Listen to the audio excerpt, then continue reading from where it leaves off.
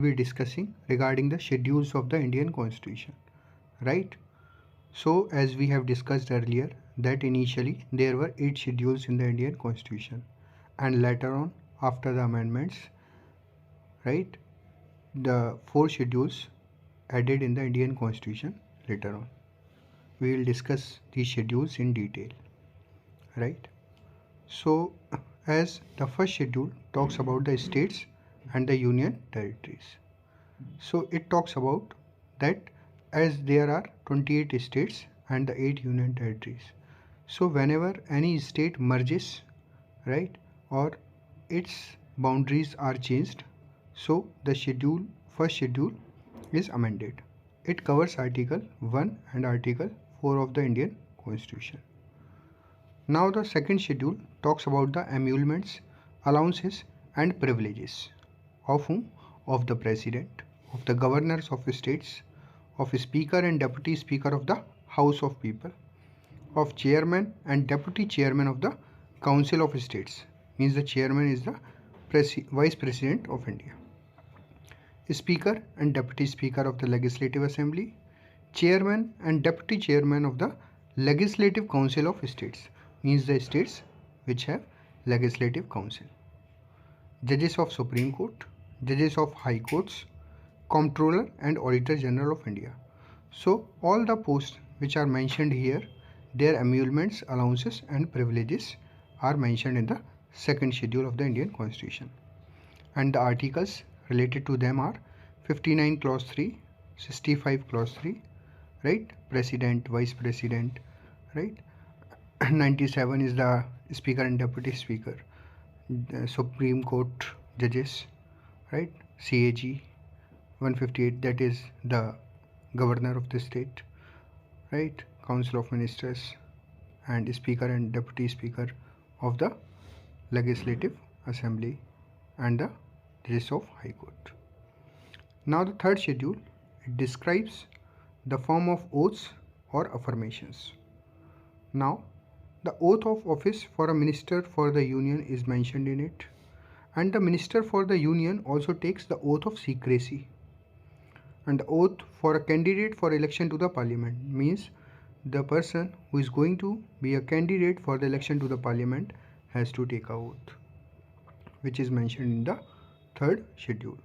Oath for a member of parliament means the one who has been elected as a member of parliament has to take a oath.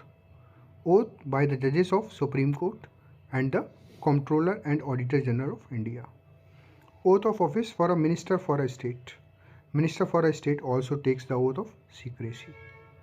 Oath for the candidate for election to the legislature of a state means the one who is going to be a candidate for the election to the legislature of a state has to take a oath. Oath for the members of legislature of a state means the one who has been elected as a member of the legislature state has to take a different oath. Oath for the judges of High Court judges, right? So these posts which are mentioned over here, their oath is mentioned in the third schedule of the Indian Constitution. And the articles related to the third schedule are Article 75 clause 4, 75 clause 4, Article 99, Article 124 clause 6, Article 148 clause 2, Article 164 clause 3, Article 188 and Article 219, right? Now the fourth schedule, it talks about the allocation of seats in the Council of States, means Rajya Sabha. It covers Article 4 clause 1 and Article 80 clause 2 of the Indian Constitution. Article 80, that is Rajya Sabha. You should also remember the seats which are allocated for the different states, as state PSC asks questions in the match of the following, right? So you should also cover the states in which the recent Rajya Sabha elections held. Now going to the fifth schedule, it talks about the provisions as to the administration and control of the scheduled areas and the scheduled tribes. Now in this case what happens, that there is a Tribes Advisory Council which is established by the governor, but it is mandatory to establish the Tribes Advisory Council in every state having scheduled area. So there are 10 states which are having scheduled area. But if a state which is not in the scheduled area category, but it is having a scheduled tribe population, then in that case president directs to whom? To governor. If president directs, also in a state having scheduled tribes but not scheduled area, the governor can establish tribes advisory council on the direction of president. Tribes advisory council consists not more than 20 members, right? Scheduled area is declared by the president.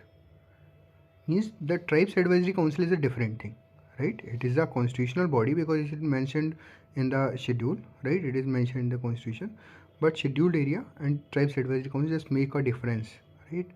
Scheduled area is declared by the president.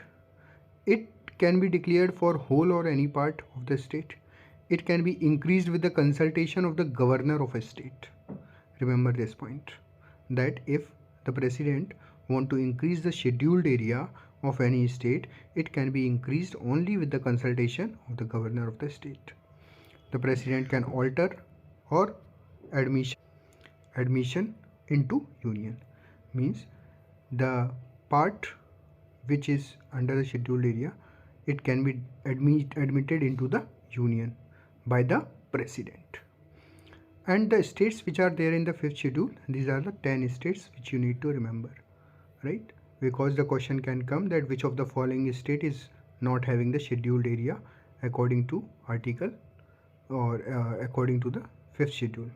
So these states you can remember it because most of them is are means boundary with each other, having boundary with each other. So these are Andhra Pradesh, Telangana, Odisha, Jharkhand, Chhattisgarh, Madhya Pradesh, Rajasthan, Gujarat, Maharashtra and Himachal Pradesh. Mainly Himachal Pradesh you have to remember because most of the states are having boundary with each other. Now coming to the sixth schedule.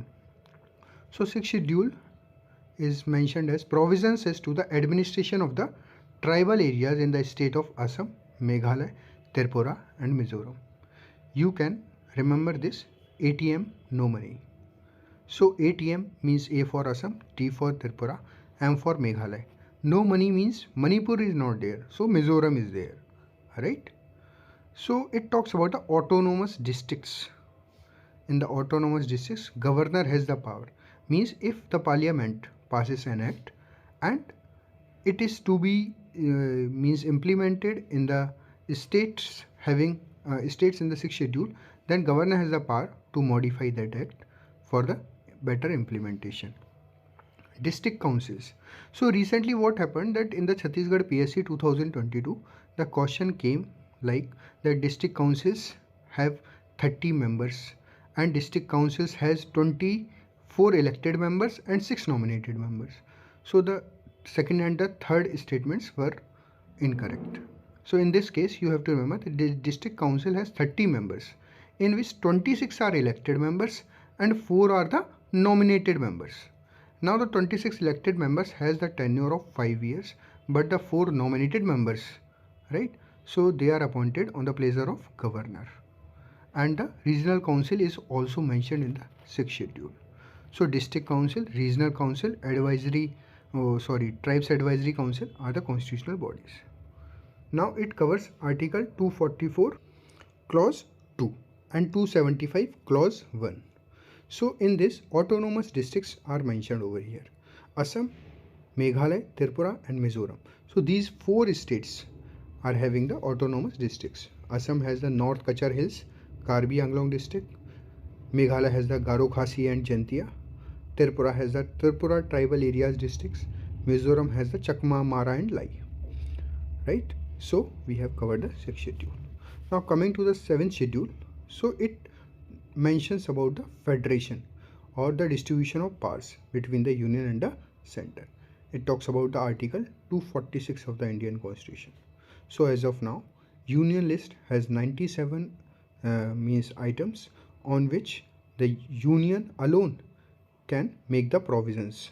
State list has 66 items on which the state has power to make provisions. Now the concurrent list has the 47 in which the union and state both can make provisions, but if you will read the center state relations, then you should know that the power of the union is more, because if union passes any law, then the state law is means just not uh, goes according to that, right?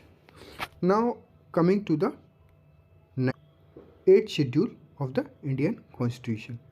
So it talks about the scheduled languages. So as of now, there are total 22 scheduled languages in the Indian Constitution. Article 344 clause 1 and Article 351, right, are related to it. So initially there were these 16 these languages were there: Assamese, Bengali, Gujarati, Hindi, Kannada, Kashmiri, Malayalam, Marathi, Odia, Punjabi, Sanskriti, Tamil, Telugu, Urdu. Right? Sanskrit is also there, and Hindi is also there. Right? And after that, 21st Constitutional Amendment Act 1967 held to add Sindhi language. Right? 21st Constitutional Amendment Act. So in one of the PSC exam, the question came like that: in which year Sindhi was added to the Indian Constitution? So it was 1967. Now 71 Constitutional Amendment Act 1992, it added, you can remember this from Namak, Nepali, Manipuri and Konkani. Now 92nd Constitutional Amendment Act 2003, so it added Bodo, Dogri, Maithili and Santhali, 4 languages added, right? So the latest amendment which took place, that was 96th Constitutional Amendment Act 2011. It changed the name Uriya to Odia. Now coming to the 9th schedule. So 9th schedule is related to the land reforms. Actually what happened, that in the year after the independence, for the land reforms, right, the central government passed many laws. So to challenge that law, many petitioners, right, went to the High Court and Supreme Court. So to prevent those laws, right, to giving immunity to those laws, the first Constitutional Amendment Act 1951 took place, in which it was said that if any law is under this 9th schedule, so it is not subjected to judicial review, or it cannot be challenged in any court, right? So this is related to Article 31B, right? But you should also remember that after the IR Kolo versus Union of India case, right, 2007, it was held that every law after the 24 April 1973 can be judicially reviewed. Now coming to the 10th schedule of the Indian Constitution, it is related to Article 102 clause 2 and Article 191 clause 2. So it was 10th schedule was added by the 52nd Constitutional Amendment Act 1985. It defines the provisions as to the disqualification on the ground of defection. Now the defection. So defection there are many provisions of defection which are mentioned. One of those is if any member, right, in case if any member doesn't go according to the party's whip, so he may be held as defection, under the defection law he may be disqualified, right? And there are many provisions. We will discuss them when we will talk about the articles of the Indian Constitution. We will go in detail in them, right? So in the Quixote Holhoen versus Jachilu case, right, why I have mentioned this case, this is a 1992 case.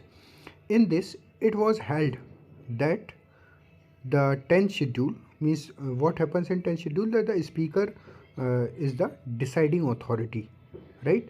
The disqualification is decided by the speaker or the chairman of that particular house. But it was held that the in the Quixote Holhoen, it was held that the decision of the speaker is also subject to judicial review, So the question may be like that, according to the defection, the speaker is the deciding authority, but the decision of the speaker can be challenged or is subjected to judicial review, by which case, so it is Kehoto Holhoan versus Jachilu and other 1992. Coming to the 11th schedule of the Indian Constitution, it talks about the Panchayati Raj, right? 243G means in 243G it is mentioned that the powers of Panchayat. So it has listed 29 matters on which the Panchayat has the power. So the article is related to the rural local self-government, and it came into existence by the 73rd Constitutional Amendment Act 1992. Coming to the 12th schedule, it talks about the municipality, right? Municipal corporation. Total matters are 18 matters on which the municipality can has the power to make laws. Now coming to the it talks about the article 243W, right? Means 243W mentions the powers on which the municipal corporation has the power. 74th Constitutional Amendment Act 1992. It talks about the urban local self-government, right? And now I can give you the trick.